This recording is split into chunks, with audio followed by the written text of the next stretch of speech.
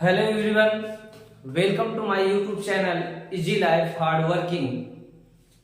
आज हम प्रश्नावली 7.1 की सवाल बताने वाले हैं। कक्षा 9 की प्रश्नावली 7.1 का क्वेश्चन नंबर 4 बताने वाले हैं।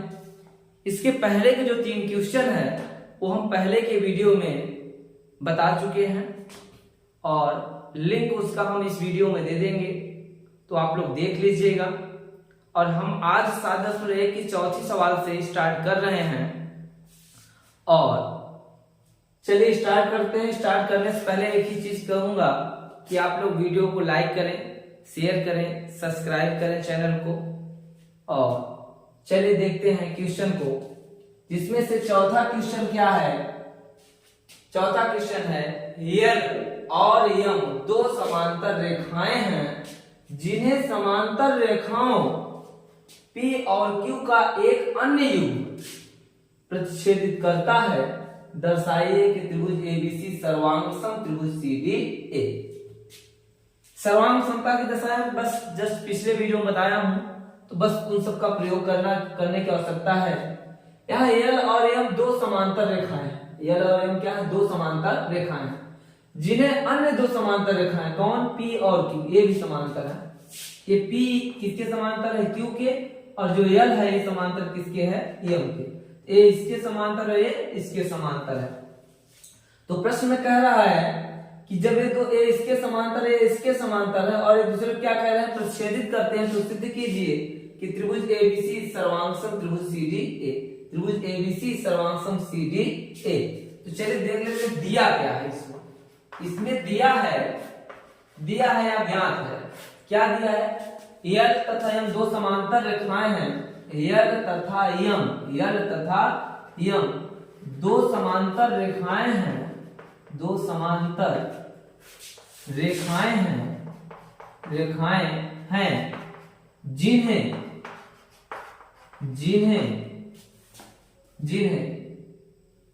P और Q एक अन्य युग्म क्या करता है? जिन्हें दो समांतर रेखाओं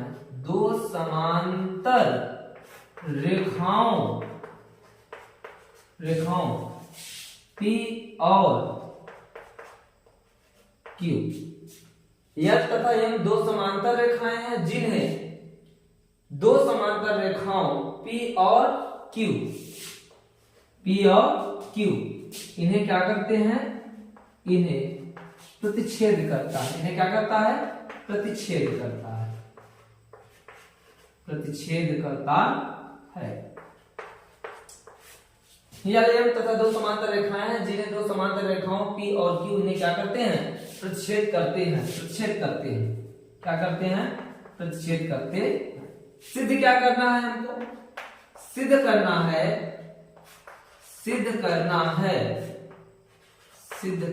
क्या सिद्ध करना है? कि त्रिभुज ABC सर्वांगसम त्रिभुज CDA। चलिए उत्पत्ति कर लेते हैं। देखिए कल जो हमने यानी जो इसके पहले वाले वीडियो में बताया हूं आप लोगों को सर्वांग समता की दशाएं, तो प्लीज सभी बच्चे जाकर देख लें और वहां से सर्वांग समता की दशाएं अगर समझे रहेंगे तो सवाल समझने में क्या होगा? थोड़ी सी आसानी होगी। तो देख लेते हैं क्या। जब L और M दो समांतर रेखाएं, दो कैसी रेखाएं हैं? समांतर। तो देखिए L और M दो समांतर रेखाएं हैं और तिर्यक रेखा AC ने क्या करता है? प्रतिच्छेद करता है। क्या मैं लिख रहा हूं L तथा M, या ऐसे लिख सकते हैं, ऐसे भी लिख सकते हैं हम, ऐसे लिख सकते हैं कि L समांतर M को AC तिर्यक रेखा, L समांतर M को AC तिर्यक रेखा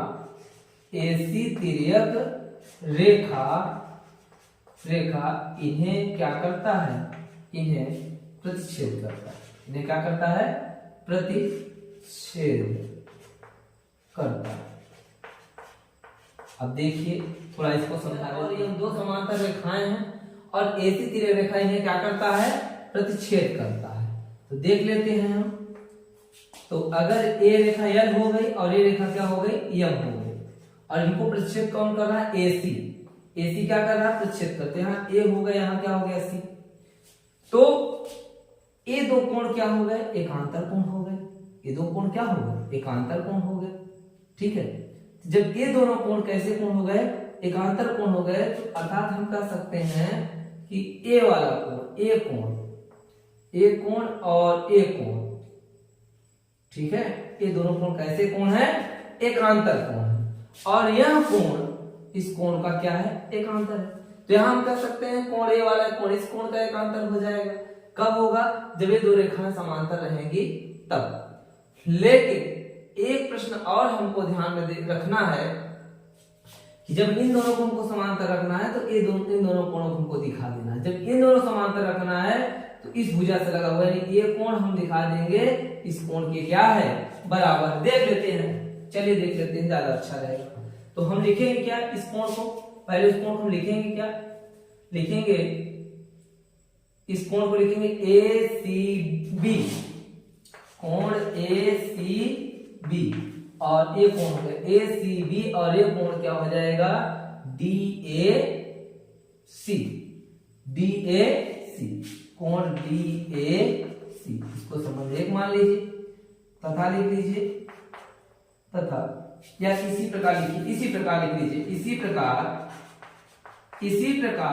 P समांतर Q को, P समांतर Q को AC तिर्यक रेखा इन्हें क्या करता है ना, AC तिर्यक रेखा इन्हें क्या करता है, तिर्यक रेखा इन्हें प्रतिच्छेद करता है, इन्हें क्या करता है, प्रतिच्छेद करता है, इन्हें प्रतिच्छेद करता है। तो उसका फिगर कैसे बनेगा, हम लोग उसका फिगर भी देख लेते हैं। उसका फिगर जो बनेगा वो ये बन जाएगा ए वाला कोण, या हम लिख सकते हैं बी ए सी, ए वाला कोण, और ये दोनों कोण क्या होंगे, बराबर। तो कोण बी ए सी बराबर कोण क्या हो जाएगा, ए सी डी, कोण क्या हो जाएगा, ए सी डी। इसको संबंध क्या मान लेते हैं, 2। तो ये प्रश्न तो नोट हो गया होगा। इस प्रश्न, इसके बाद हम यहां बता देते हैं, ऊपर बता देते हैं।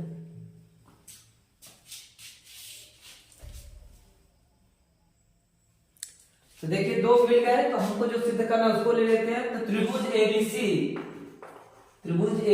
व त्रिभुज सीडीए, त्रिभुज सीडीए में, त्रिभुज एबीसी व सीडीए, तो त्रिभुज एबीसी है, त्रिभुज एबीसी और सीडीए है। तो दो कोण तो हमको पहले से मिल रहा है, संबंध 1 और संबंध 2 से। संबंध 1 से क्या मिल रहा है, कोण एसीबी बराबर कोण डीएसी, कहां से मिला है, संबंध 1 से।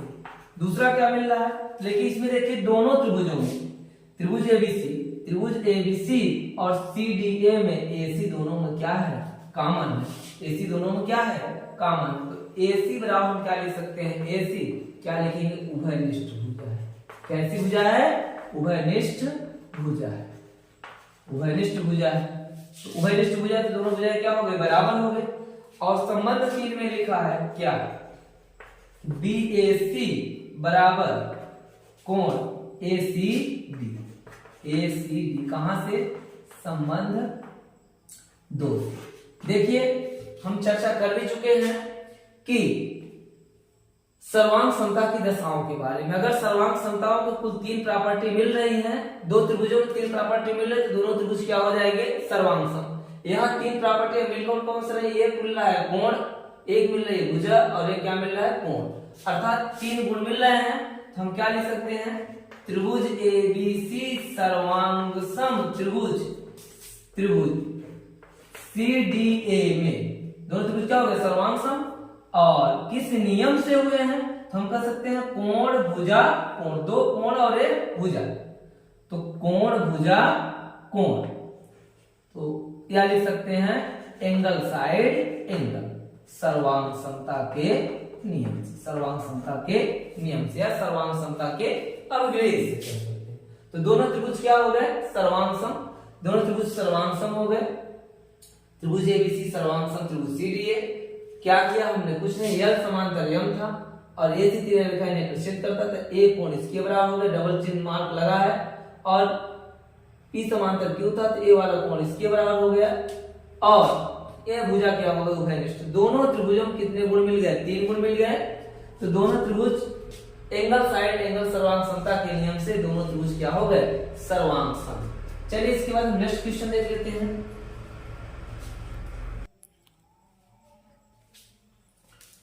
चलिए इसके बाद 5वां क्वेश्चन है प्रश्नावली 7.1 का ही, रेखा यल कोण ए को समद्विभाजित करती है। रेखा जो यल है कोण ए को क्या करती है? समद्विभाजित करती है, अर्थात 2 बराबर भागों में बांटती है। और बी रेखा, जो बी है रेखा यल पर स्थित कोई बिंदु है, जो बी है रेखा यल पर स्थित कोई बिंदु है। बीपी और बीक्यू कोण ए की भुजाओं, बीपी और बीक्यू कोण ए की भुजाओं नाम दे देते हैं, इसको सी दे देते हैं, इसको डी दे देते हैं। कोण की भुजाओं एसी और एडी ना से डाले गए लंब है, और दर्शाइए कि त्रिभुज एपीबी और एक्यूबी दोनों त्रिभुज क्या है? सर्वांग सम है, और बीपी बराबर बीक्यू, बीपी बराबर क्या दर्शाना है? बीक्यू दर्शाना है। तो चलिए देख लेते हैं दिया क्या है। पहले दिया है याद कर लेते हैं, क्या दिया गया है। तो यहां जो दिया गया है, रेखा यल कोण ए को समद्विभाजित, जब रेखा यल कोण ए को समद्विभाजित करती है, समद्विभाजित का पहले अर्थ समझ लीजिए। सम मतलब समान, द्वि मतलब 2, भाजित यानी बांटती है। जो रेखा यल है कोण ए को 2 बराबर भागों में बांटती है, यानी हम कह सकते हैं इतना कोण ए और इतने कोण इसके क्या है? बराबर है। क्यों? क्योंकि रेखा जो है कोण ए को क्या करती है? समद्विभाजित करती है। लिख देते हैं दिया में, रेखा यल कोण ए को समद्विभाजित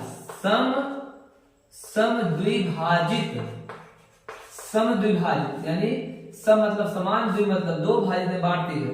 रेखा यल कोण ए को समद्विभाजित करती है, अर्थात क्या लिख सकते हैं? अर्थात क्या लिखेंगे? कोण बी ए क्यू बराबर बी ए पी, कोण बी ए क्यू बराबर क्या हो जाएगा? कोण पी ए बी। ए आधा कोण है और आधा कोण क्या हो गया? ए। तो भुजा को अच्छा, और कह रहा है बीपी और बीक्यू कोण ए की भुजाओं, बीपी और बीक्यू कोण ए की भुजाओं पर बी से डाले गए लंब है, तथा क्या दिया है यहाँ पर? तथा दिया है बीपी लंब है एडी, डी माने हैं तो हम कह सकते हैं एडी, तथा क्या दिया है? बीपी लंब एडी और बीक्यू लंब है एसी। यहां भी हम कह सकते हैं, अर्थात लिख सकते हैं कि कोण P बराबर कोण Q बराबर क्या हो जाएगा? 90। कोण P और कोण Q दोनों क्या होंगे? 90-90 हो जाएंगे, क्योंकि लंब है तो समकोण अंतरित करेंगे। तो देख लेते हैं सिद्ध क्या करना है। सिद्ध करना यहाँ लिखा गया, पहला क्या सिद्ध करना? सिद्ध करना प्रश्न में लिखा गया, सिद्ध करना ये फर्स्ट है, और क्या है? सेकंड। इसको सिद्ध करना है, उपपत्ति कर लेते हैं, उपपत्ति करते हैं। तो त्रिभुज एपीबी, त्रिभुज एपीबी व त्रिभुज AQB, APB और AQB, देखिए APB और AQB दोनों त्रिभुजों में, तो हम लिख सकते हैं क्या? कोण BAQ, कोण BAQ बराबर कोण PAB। कहां है? ये दिया है, क्या है? दिया है या ज्ञान दिया। और सेकेंड पोजीशन इसमें क्या बन रहा है? कोण देखिए दोनों त्रिभुजों में ए बी जो भुजा है दोनों उभयनिष्ठ है। कैसे उभयनिष्ठ है? यदि भुजा को हटा दें क्या दो त्रिभुज बन रहे हैं? नहीं बन रहे। ये भुजा दोनों क्या है? कॉमन है। दोनों त्रिभुजों के लिए भुजा क्या कर रही है? कार्य कर रही है। अर्थात जो ए बी भुजा है यह भुजा क्या है? उभयनिष्ठ है। तो हम लिख सकते हैं यहाँ पर ए बी बराबर ए बी। रीजन क्या देंगे? उभयनिष्ठ भुजा है। उभयनिष्ठ भुजा, उभयनिष्ठ भुजा है। उभयनिष्ठ भुजा है इसलिए दोनों भुजाएं क्या हो गई? बराबर। और देख लेते हैं क्या कह रहा है। और देखिए कोण यहां पर Q और कोण P। कोण P बराबर कोण Q बराबर क्या हो जाएगा? 90। प्रत्येक क्या है? समकोण है। क्यों समकोण है? क्योंकि दोनों लंब है। प्रत्येक क्या है? समकोण है। समकोण यहां हमने दिया है, क्योंकि दिया हम दिखाते हैं बीपी लंब एडी और बीक्यू लंब एसी। अर्थात कोण P और कोण Q क्या है? 90। बीपी लंब एडी और बीक्यू लंब क्या है? एसी। 3 गुण मिल गए दोनों त्रिभुजों को। कितने गुण मिल गए? 3 गुण मिल गए। 3 गुण अगर मिल गए दोनों त्रिभुजों में तो दोनों त्रिभुज क्या हो गए? सर्वांग सम हो गए। तो देख लेते हैं। एक कोण मिल गया, भुजा मिल गया और क्या मिल गया? कोण। तो त्रिभुज एपीबी सर्वांग सम क्या हो जाएगा? एक्यूबी। त्रिभुज एपीबी सर्वांग सम त्रिभुज एक्यूबी। रीजन क्या हो जाएगा? 2 कोण है और एक क्या है? भुजा। तो साइड एंगल साइन सर्वांग समता के नियम से दोनों त्रिभुज क्या हो गए? सर्वांग सम। और सर्वांग सम त्रिभुजों की संगत भुजाएं क्या बराबर होती हैं? तो यहां हम लिख सकते हैं बीपी बराबर बीक्यू। सेकेंड नंबर जो कहा है बीपी बराबर बीक्यू। रीजन क्या हो जाएगा? बीपी बराबर बीक्यू सीपी सीटी द्वारा। इसका मतलब क्या होता है? यदि दो त्रिभुज सर्वांग सम हो, यदि दो त्रिभुज सर्वांग सम हो तो सर्वांग सम त्रिभुजों की संगत भुजाएं संगत भाग बराबर होता है। अर्थात संगत भुजाएं भी बराबर हो सकती है, संगत कोण भी बराबर हो सकता है। और सीपीसीटी का जो फुल फॉर्म होता है क्या होता है? Corresponding parts of congruent triangles. सर्वांग सम त्रिभुजों के संगत भाग बराबर होते हैं। तो दोनों सिद्ध हो गए। यहां आप समझ सकते हैं हमने कुछ नहीं केवल इतना किया। रेखा जो यल है कोण को समद्विभाजित विभाजित करते थे, ये दोनों कोण बराबर हो गए और एक दूसरे पर लंब थे, दोनों समकोण हो गए और यह भुजा क्या हो गई? उभयनिष्ठ। तो देखिए 2 कोण और इसके एक भुजा ए भुजा और एक 2 कोण और एक ए बी भुजा। तो दोनों त्रिभुज क्या हो गए? सर्वांग सम। किस नियम के अनुसार? कोण भुजा कोण के अनुसार। इसके बाद हम नेक्स्ट क्वेश्चन को देखते हैं अगले वीडियो में। इस वीडियो में बस इतना ही। नेक्स्ट वीडियो में 2 क्वेश्चन को और देखते हैं।